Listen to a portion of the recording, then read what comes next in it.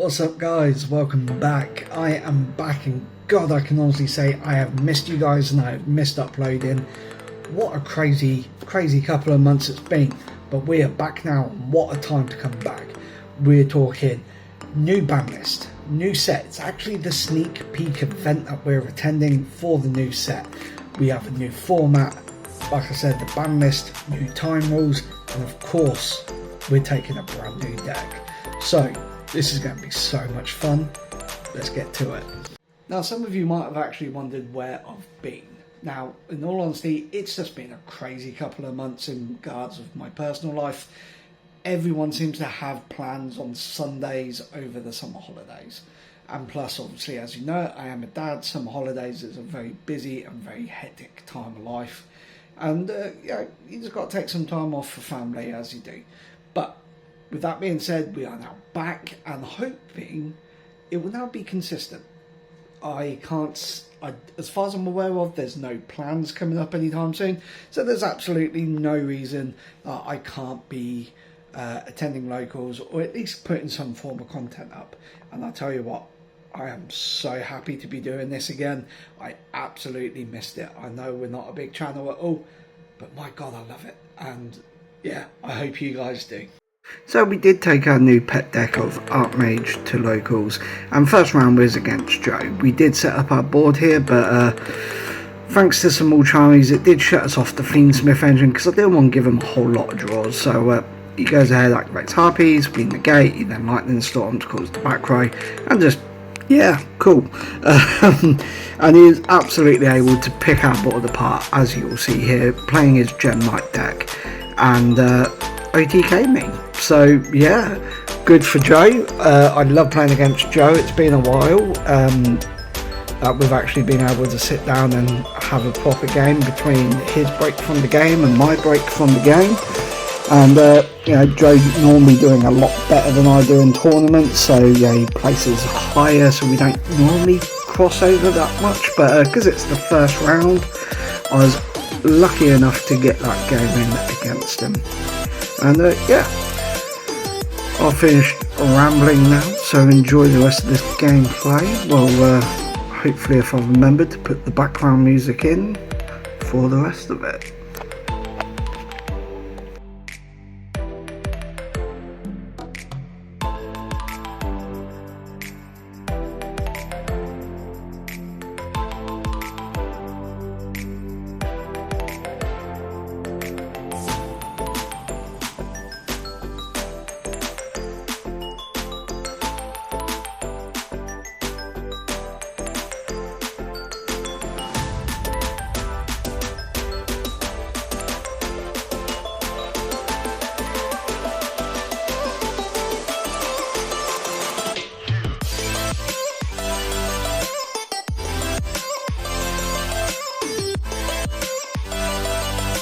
So there you just saw I got absolutely destroyed in game one. Game two, I was able to set up my full board. Joe wasn't able to break it, so we went to game three. Joe looked at it, looked at the time, and just went, I'm not risking this double game loss, we'll go to game three. I sided for going second, not realising Gem Knight wants to go second, but hey, new tempo structure, love it. So Joe said I could go first, and I was like, great. I activate Fiendsmith Engraver, I search the track and get met with a draw. Now, if anybody has played Artmage or understands that the Artmage deck, just draw basically just kills you dead because you do so much searching in that deck, it is unbelievable. So we pass on an open field, we drop a Mulcharmy, hoping to kind of draw into some of our other hand traps, which sadly we don't, and Joe just absolutely annihilates us and OTKs us. So game one, we lose 2-1. But again, always a pleasure to play against Joe. It was great fun, and again, we're just back playing paper cardboard, and I love it. So let's move into round two. Now, rounds 2 and 3 were both very fun and very exciting. Round 2 we got paired up against Mr. MPEC himself, David, and he brought back his dinos with a little bit of the true King Dino stuff that's recently came off the ban list. Unfortunately for David, he didn't get a chance to see that stuff, as the right hand traps at the right time shut his turn down, and then I was able to go full board and get 8,000 damage in return. Now in game 2, unfortunately for David, I opened a couple more Charmies. He tried to play. My first draw was the Imperm, which was again enough just to stop his turn dead, and again we move into that OTK territory, which the Artmage deck is actually quite good at doing. But we take that 1-2-0 and we move into round 3, where we get paired up against that old testing buddy Ryan. He, for this event, has brought back Tillerman Horus, and as you know, I love Tillerman. I think it's arguably still the best deck Yu-Gi-Oh has ever dropped. And yeah, sadly though, I wasn't on Chimera this week, because Chimera has such a great and fun interaction against Tillerman. Don't know why it works that way, it just does. Now Ryan did take this one. I believe he took it 2-0. The reason why I say I believe is because we had less than 4 minutes left on the clock, and obviously based on all time rules, we would have got the draw, because I do believe I was slightly ahead in life points when like the first timer would have gone. However, we are in new time rules. Ryan was able to outpace me, and yeah, just absolutely took that game and cleaned up the rest of my life points with, like I said, just under 4 minutes spare on the clock, which is unfortunate that we are moving into the last round of the day with a 1-2 record. It is the sneak peek, it is pack per win, and of course, even though I've pre-ordered those DMZ cards, pulling the Starlight Doom Z, which again is the Medius next story archetype. Yeah, who wouldn't want that? So we get paired up against Dan, and again, Dan, my god, I can't say enough nice things about Dan. He is arguably the most friendliest, nicest person that I think I've ever met in my life. I love playing against Dan. That we always have the most cursed games ever. I remember once, I think it was like our second game against each other, he made Blackluster Soldier with a level 7, the Link 3, and everything in my deck at the time targeted. So I couldn't target it, I didn't have anything bigger than it, I couldn't banish it, I couldn't do nothing. Like, this one monster just shut down my whole deck, and yeah, and ever since then, every time me and Dan play against each other, they are always very one-sided games, but they are the most fun games. And when I say one-sided, it's either a case of one of us bricks, or one of us opens the exact 1 or 2 hand traps that will shut the other one's hands down. And yeah, this week kind of went that way, but at the same point didn't. Now, I would love to show you all of the gameplay, but game 2, let me double check my notes. Yep, went 27 minutes by itself. I do have some gameplay to show you, so I'm going to show you that first, and then we will talk about the rest of the game. So here's round 4, me versus Dan. Okay, so here we are against Dan, and we did win the dice roll. Surprisingly enough, I actually won every dice roll of the day. We start off with the Engraver, because at the end of the day, the only thing that protects us against Nibiru is the Fiendsmith line. So we go ahead, search tracked, didn't get drolled, love that for us. We of course grab the Luri, discard the Luri, link the Luri off into the Requiem, and then the Requiem goes ahead, tributes itself to special summon the Lacrima. Now the Lacrima triggers, sending the second Engraver. We now activate Engravers, sending the Luri back into the deck. We equip the Requiem, go into Necro Equip.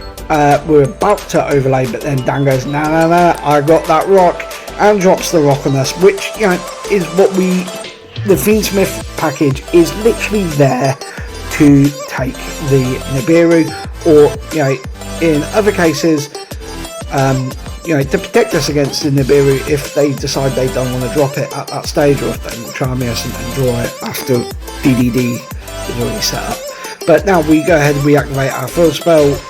We use the additional normal summon to summon Medius, which then triggers to special summon the Power Patron, which then triggers its effect to fuse into Dictatorus.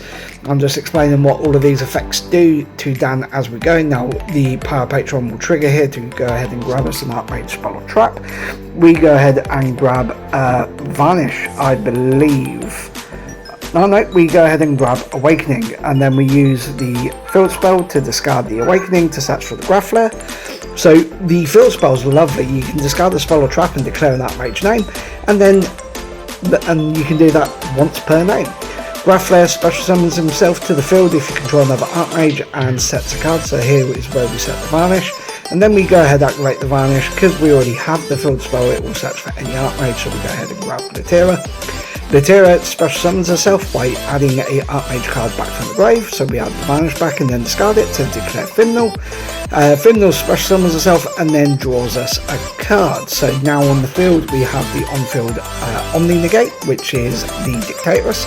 We have Fimnal, which is Dark Crawler no more on legs, and we have Graph Flare, which is a quick effect spell and trap pop. We also have Latira, which can spec a Artmage from hand or grave and bounce herself. We did set the Imperm and of course the quick play spell. Dan goes ahead, normal summons the Lacrima. We do go ahead, drop the Imperm. He then activates Subtract. We then trigger the Latira to bring back the Power Patron, so we can fuse into the board wipe if needed. However, we do decide just to flip up that quick play spell and go into the fusion using the Mulchami, the Nib token and the Latira from hand into the Guardian Chimera, so we get to draw 2 and pop 1. So we do pop that Lori that he just brought back. Now the reason why I targeted Lori is because I am doing everything I can to keep Dan off 2 Light Fiends. So yeah, we are trying our best here to shut him out of that Fiendsmith combo. He goes ahead, activates a spell card, I can't remember what it's called, but it searches for a max Metamorph monster, so he searches for the Illusionist. However, he has already normal summoned. He links to Intersequence, which, yeah, cool. So I'm not entirely sure what happened there. As you saw though, Dan got his sequence out, went to use the effect. We negated it with Dictatorus, which then obviously negates and destroys. So Dan scooped it up and we moved to game 2.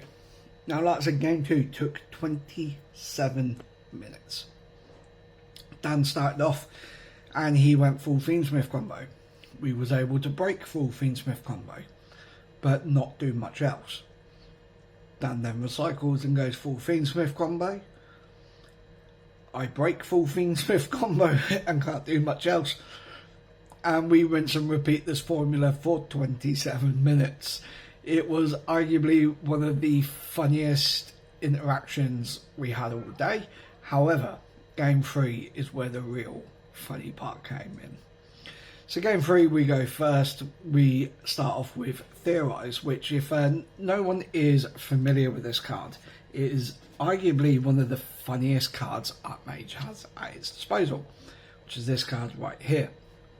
And basically what it says is you send Medius the Pure from your deck to the grave as a cost, so it can't be ashed. Then you look at your opponent's top card and then decide if you want to put it on the top or the bottom of the deck. Then you can banish Theorize from your grave, target a face-up monster you control, and change its type and attribute. In other words, have full Fiendsmith combo. And that's exactly what we did, which then got met with a nib again. So we set up our Artmage board. Now we move over to Dan's turn, and yeah, so Dan tries to activate Tract, we ash it. He then normal summons the Metal Illusionist, sets the trap, we pop the trap with Graph Flare.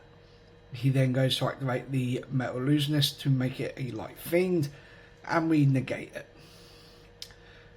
Dan then attempts to, Dan then makes the absolute funniest move, puts the Nibiru and the Illusionist into the Light Charmer, and then brings back my Requiem.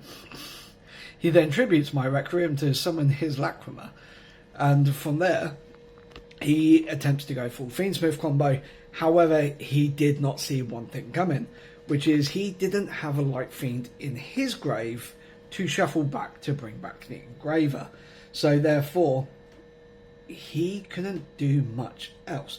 He went into the sequence and then made the Fiendsmith Lacrima, the recently unbanned one, which we was able to pop, and just took that off the field. And with no like Fiends Engrave, he couldn't burn us, and he had to pass with just sequence on the field.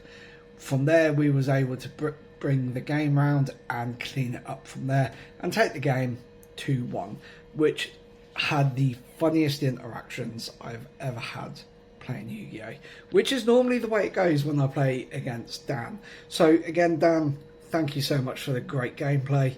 I will upload our full game, I believe, as a separate video. It's probably unedited and whatnot, other than like cutting out the time lapses of siding, just so people can see these interactions properly. But with that all being said, that is our first week back at locals. We went 2-2.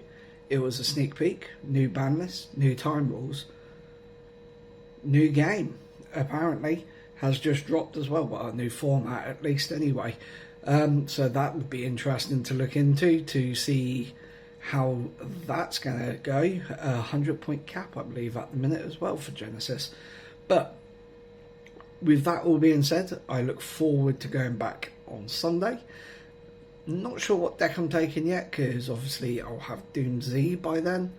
But also, I have Lunalights, which I bought for the Lunalight format, and sadly I didn't play throughout that whole format. I also have Pure Mitsurugi, which, according to a lot of people, is one of the better decks this format.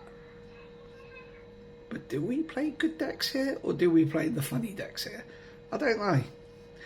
Anyway, if you'd like to see either of those decks, whether that's Doom Z, Lunalight, Mitsurugi, or more Artmage variants, such as the Artmage branded, by all means, please drop it in the comments. Oh, and we also have Draco Tail. So, yeah, drop them in the comments and I'll see what I can do. But until then, peace and love. See you next week.